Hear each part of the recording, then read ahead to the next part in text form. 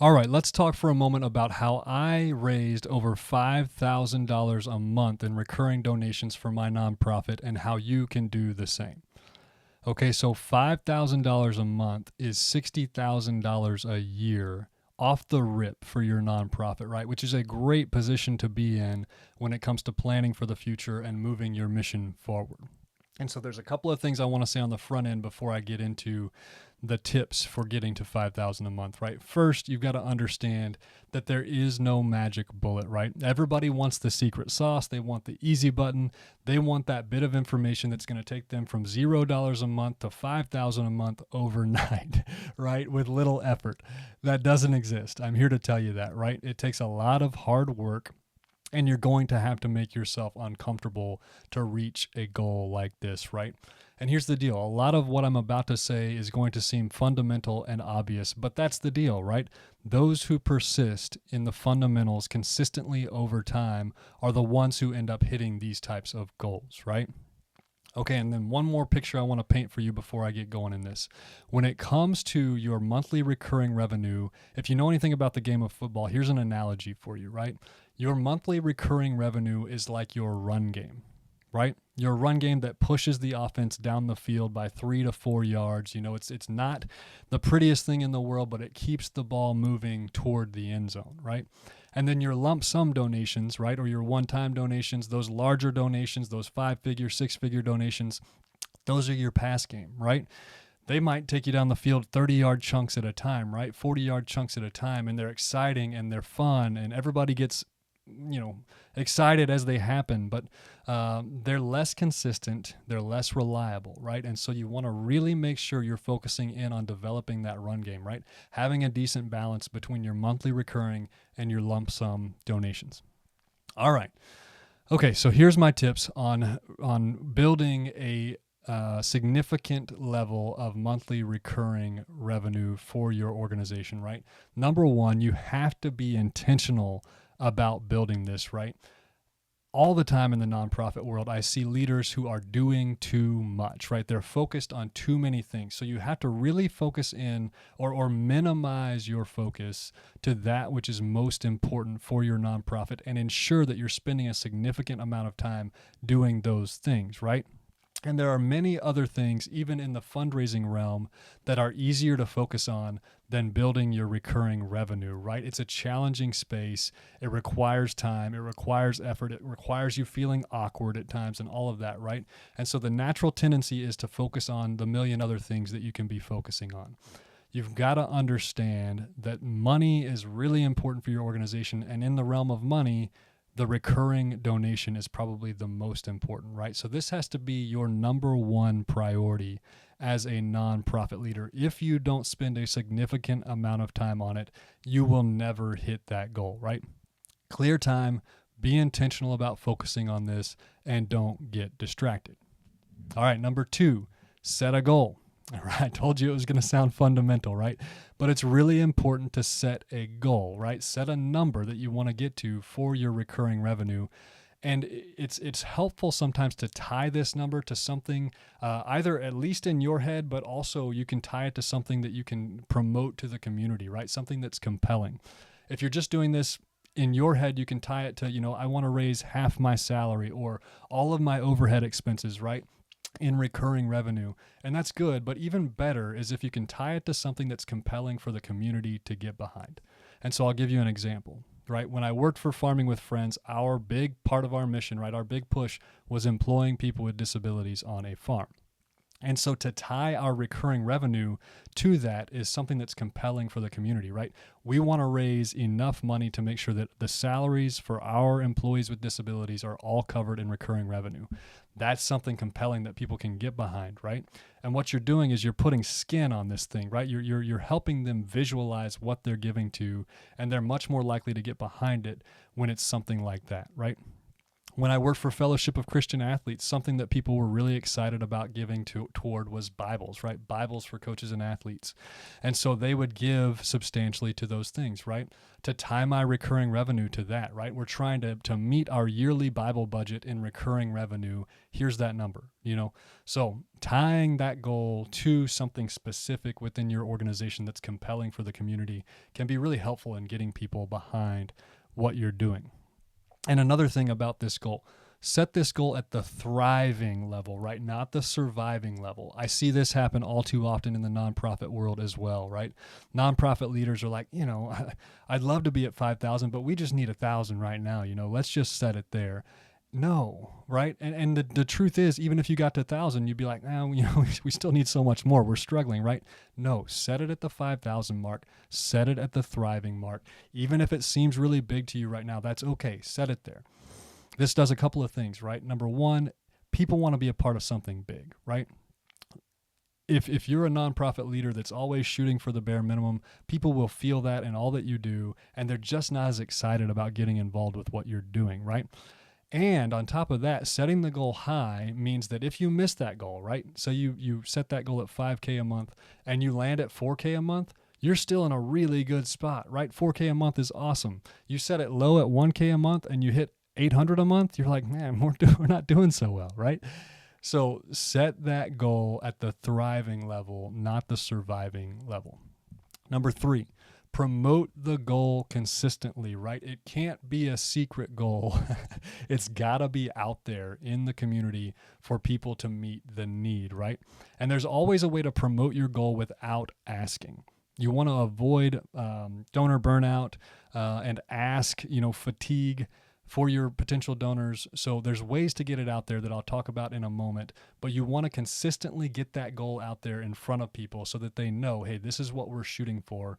Because timing might not be right, or there's a million different reasons, right? Or they might have to see it 5, 6, 7, 8 times before they say, okay, I'm going to get behind that, right? Promote it consistently. Okay, number 4, communicate the importance of recurring giving, right? There are a couple of things that not having a quality recurring giving foundation can impact. And number 1 is just your ability to plan for the future, right?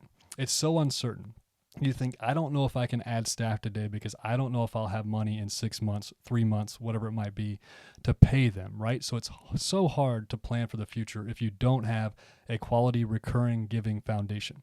And another thing that not having a quality recurring giving foundation impacts is the emotional and mental health of the staff, right? Or the leadership that's paying attention to those numbers. A lot of times what's going on in that situation is they might get a lump sum donation, right? Or they might build up a lot of money in the bank around an event or something like that, right? And they might have $50,000 in the bank at one point, and then 6 months later, when they're in between events, they're looking at $5,000 in the bank and wondering how they're going to make payroll, right? Which is a really stressful roller coaster ride for staff, right? And so you want to communicate to the community the importance of this recurring giving and just the benefit that provides to not only the nonprofit, but the nonprofit staff who can, when they have a quality foundation of recurring giving, be less stressed and focus more on serving the community. Number 5, tell the story of your nonprofit consistently, right? And I talk about this in detail in my masterclass video and in my compelling storytelling video, so I won't go into the mechanics of this, but I said earlier, you don't want to burn people out with asks, right? Everything you post about or communicate about cannot be an ask. You've got to be telling the story of your nonprofit consistently. Story sells in the nonprofit world, right? That is what brings people and resources into your organization. And it puts skin on your mission for people, right? They can start to visualize what you're doing, right? And so you have to bring the front lines of your organization to the community, through the written word or through pictures or through video, whatever it might be. Help them fall in love with your mission through storytelling, right? And I've got a tool that I offer, which is a communications calendar. It's in my online course. But ultimately what it does is just help you plan out your communications, right? To ensure that you're doing it consistently throughout the year. And you really want to make sure that you're doing that, right? If you're not putting it into a calendar, it's going to fall by the wayside when things get busy. Make sure you're telling the story of your nonprofit consistently. Number 6, contribute to the goal personally. All right, put your money where your mouth is. This does something psychologically for you in the fundraising process, right? If you're not willing to give to it, how are you going to get out there and boldly ask other people to give to it, right? So when you personally contribute and put your money where your mouth is, it frees you up to ask more confidently and boldly and to say, hey, I'm supporting this thing as well, right?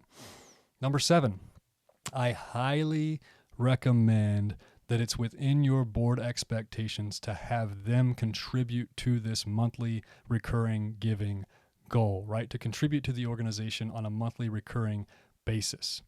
Your board members should understand what's most important for your nonprofit, and they should be leading the charge in helping you reach those goals, not only by inviting others into it, but by doing it themselves, right? By also putting their money where their mouth is, right?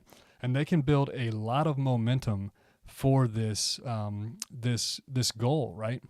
Whenever I worked for Farming with Friends, my board members were required, or it was an expectation, that they would give $250 a month to the organization, right? So if you have 6 board members doing that, you've got $1,500 a month coming in. If you've got 10 board members, you've got $2,500 a month, right?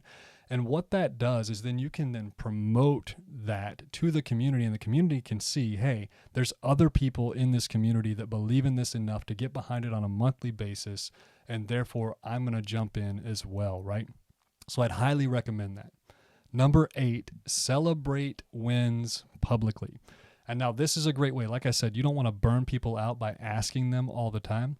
A great way to get your goal out in front of people without a direct ask is to celebrate your wins publicly, right? So if you're going toward 5K a month and you reach 1,500, celebrate that, right? Create a nice graphic, put it out on your social medias through newsletter. Hey, woohoo, we just hit 1,500 a month.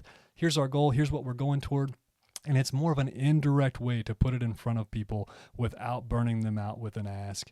And they can, again, just see that there are other people, right, that are involved in investing in this. And it starts to help them just kind of build trust in the organization that way.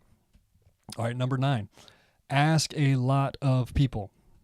Fundraising is a numbers game at the end of the day, right? If you connect well enough, share well enough, and ask well enough, and you do it to a lot of people, you're going to raise money. You've got to get out there and ask a lot of people. If you ask one person a month to join your monthly giving, it's not going to build very fast, right? That's just the truth of the matter. Ask a lot of people.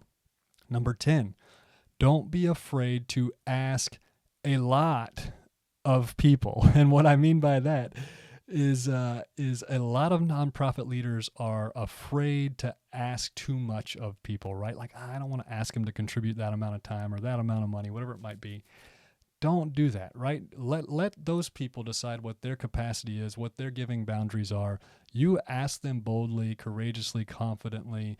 Don't be a jerk. Don't be mean about it. Don't over-pressurize the situation, but ask big, right? Ask a lot of people, and you might be surprised what they step up to. Number 11, ask with confidence. So I see a lot of fundraisers who are timid, right? Especially on the front end. And part of that is just a part of the process. But what happens is that this timidity translates into a lack of confidence, which translates into a lack of effectiveness of mission, right? Whenever I'm out in the community, if I'm timid, that ends up translating to like, I don't think he really knows what he's doing. You know, maybe this isn't the best thing to invest in, right? You've got to be confident. And I know as a nonprofit leader that you hear no a lot, right? And that impacts you. But that's okay. You're doing very important and difficult work. You're standing in the gap between resources and people who need resources, right? And that's incredible. Walk confidently in that. And again, don't be a jerk, right? I'm not advocating for that, but you've got to walk confidently in what you're doing here. Number 12, develop deep personal relationships. This goes for all of fundraising, right? It is the best tool you have to be an effective fundraiser, and doubly so in the recurring giving space, right? A lot of times your recurring givers have a deeper relationship with the nonprofit and nonprofit leadership. They understand the ins and outs a little bit more than other people. And it goes a really, really long way to be a loving, caring person who's not only worried about the money of the organization, but worried or at least interested in the lives of those people with whom they're connecting, right? And they want to help and serve those people too, right?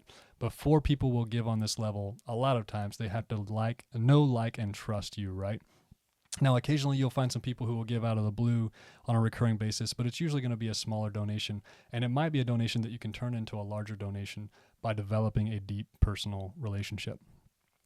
All right, 13. Develop a community that you can lean into for support as you pursue this goal, right? I see this all the time in the fundraising space as well. There's too many fundraisers who are flying solo on this, right? They're going at it alone. They're trying to carry the heavy weight of attempting to raise all of this money without really having a quality support network around them, right?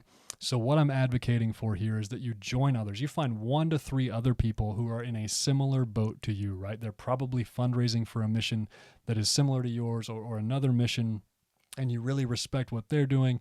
Jump in with one another, connect regularly, whether it be weekly, every other week, once a month, something like that, to share the good, bad, and ugly, right? You've got to be able to say to these people, man, this just sucks right now. Because that goes a long way toward freeing you up to jump back into it with encouragement, right? Because you guys can laugh about it and say, yeah, it does suck. I get it. I've been there. Here's my frustrations too. And then you can channel all that back into a positive energy moving forward. And I wrote a book a few years ago called Hill of Beans, A Fable for Kingdom Fundraisers, that is set up for discussions just like this, right? At the end of each chapter, there's discussion questions. It's set up for a small group that could walk through it every other week. Go grab a copy of the book and jump in with a group of people. This book will pull those deeper issues out of you and give you a platform through which you can discuss all of these things. All right, number 14. Visualize yourself in the potential donor's shoes. This is a good tool for me when I'm feeling discouraged, when I'm feeling like donors don't understand, when I'm feeling like the pressure of fundraising and the opinion of others and things of that, right? So visualizing myself as the potential donor. So if someone were to come to me and ask me for a large sum of money for their organization, would I be offended? Would I be angry? Would I be disappointed in them for asking? And even if I couldn't give, wouldn't I want to just be encouraging and say, man, that's an incredible mission. I love what you're doing. It takes courage to do that. Keep rolling, right? And so what I do then is I attempt to treat every potential donor that I interact with as if they would see it like I do, right? Which is a very positive way to see it. It's zoomed out, seeing the big picture. And I can't go catering to donors who are going to get offended or angry or frustrated or disappointed or whatever, right? I've got to go into this interaction expecting the best of them. And when it doesn't happen, that's okay. Brush the dust off my sandals, move on, right? But again, it really helps me to kind of visualize that and ask myself those questions. Number 15, and here's the last one, and it's the most difficult to digest for most nonprofit professionals, but it takes time. And that's all there is to it. It takes time, right? It takes time to build a quality recurring donation foundation. And that's all there is to it, But here's what I can say, that it becomes easier over time, right? You might have to really push at it for a while, over and over and over, and it might get really, really rough and feel like a slog and like, I just can't get through this thing. But there is a point where it all becomes easier, right? Where people see like, this is a trustworthy person, a trustworthy organization, a great mission. I want to get behind this thing, right? So keep pushing forward into those things. Like I said at the front of this video, it is those who persist in the fundamentals consistently over time who reach these types of goals. There's no magic bullet. You're going to have to make yourself uncomfortable to reach this sort of goal, right? Okay, this video pairs very well with another video I've created called Creating a Consistent Donor Base. So you can find that within this group as well. Check it out. Also, I've mentioned a few different videos throughout this video. I'll put the links to those videos in the information for this video, as well as the link to the book that I wrote below. Otherwise, I hope this all helps you. Good luck with your recurring donation foundation. And if you have any wins, please reach out. Let me know. I'd love to celebrate with you.